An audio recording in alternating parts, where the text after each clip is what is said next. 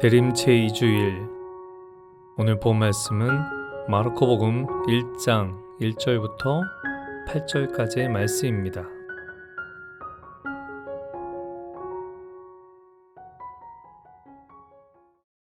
오늘 복음에서 우리는 광야에 있는 지카리아의 아들 요한이 선포한 회개의 촉구를 듣게 됩니다.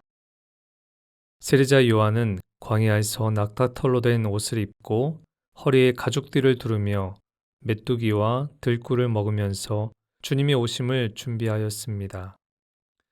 오늘 말씀은 그런 요한에게 하느님의 말씀이 내리면서 선포된 것입니다. 세례자 요한은 요르단 부근의 모든 지방을 다니며 죄 용서를 위한 회개의 세례를 선포합니다.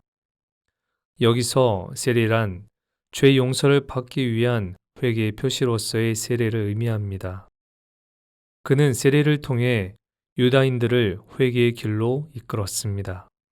하지만 오늘 복음에서는 세례자 요한이 행하는 세례와 예수님께서 베푸시는 세례의 차이점을 분명히 합니다. 요한은 그분께서는 너희에게 성령으로 세례를 주실 것이다 라고 말합니다. 단순히 죄를 뉘우치고 씻기는 세례와는 차원이 다른 근본적인 죄의 용서와 구원이라는 것이 바로 주님을 통해서 이루어짐을 전하고 있는 것입니다.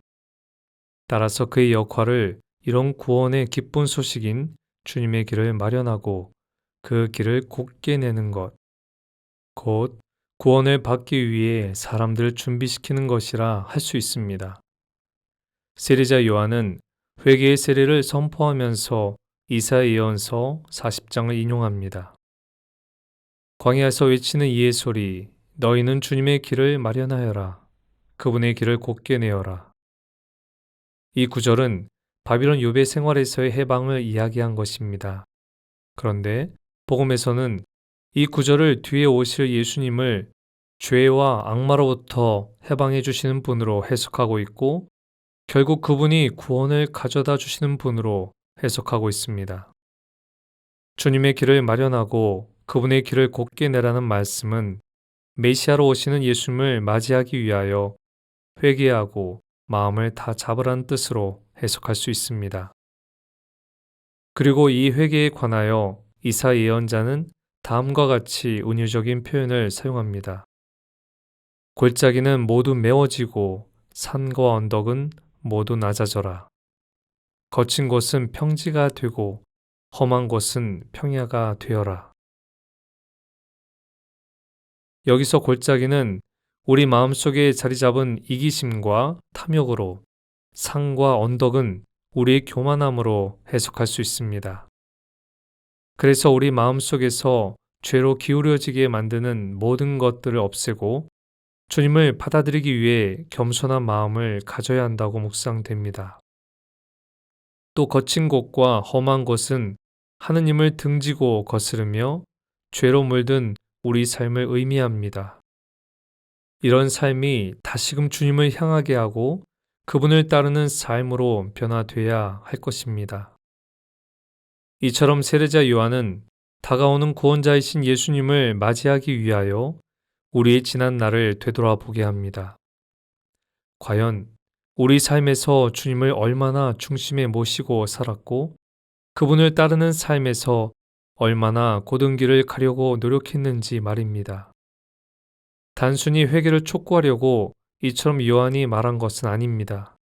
본질적으로 우리를 구원하려고 오시는 주님을 진정 기쁘게 받아들이기 위해서는 몸과 마음과 정성을 다해야 한다는 것입니다.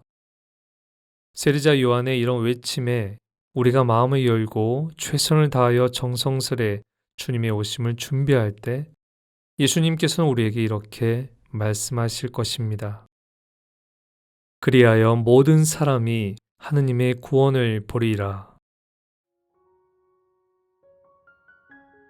오늘 묵상 주제는 예수님을 받아들이기 위한 나의 마음은 어떠한가요? 입니다.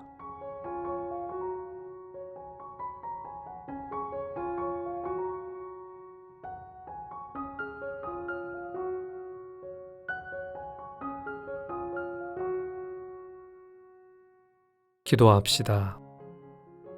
회개로 이끄시는 주님, 언제나 저를 아끼고 사랑해 주심에 감사드립니다. 그러나 주님, 저의 마음과 행동에는 아직도 골짜기와 산과 언덕, 그리고 거친 곳이 많이 있습니다. 당신에게 사랑받기를 원하면서도 다른 이들을 사랑하는 데에는 아직 많이 부족합니다. 그래도 주님께서 주시는 힘으로 다시금 제 자신을 되돌아보고 사랑으로 오시는 주님을 열심한 마음으로 맞이하게 하소서. 우리 주 그리스도를 통하여 비나이다. 아멘. 오늘은 자신의 잘못을 진지하게 성찰하고 고해성사를 봅시다.